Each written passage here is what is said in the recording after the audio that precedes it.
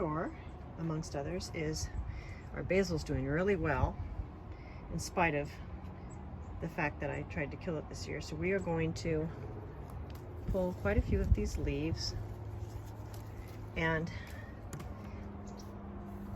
make pesto out of some of them. If you don't want to make that much pesto, you can also just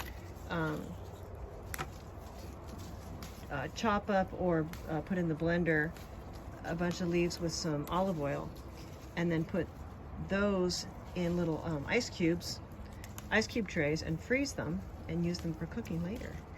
And these right here, the tops with the flowers, I'm going to pull some of those for the chickens to nosh on with their food. So it's going to be a bit of a project.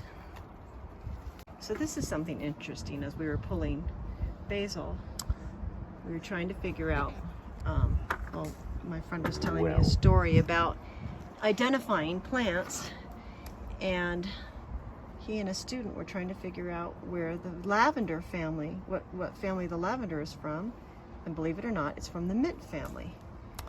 And what I was explaining was that, you know, a lot of plants you look at, and they have all kinds of different forms, and it's hard to tell like what family they belong to by looking usually just at their foliage. But the way you can tell with all of them is by their flowers.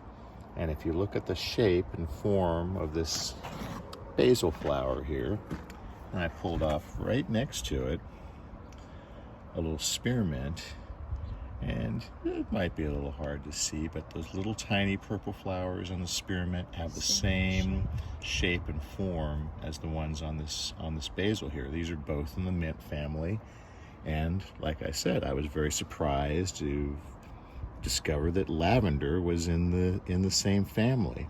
But there's other similarities to them as well. You know, you can see just on this how the form of the plant, opposite leaves, and what that means is when you look on a stem of it, each set of leaves has got another set directly opposite, and then same thing up here, turned 90 degrees, and then yet again it just repeats itself over and over.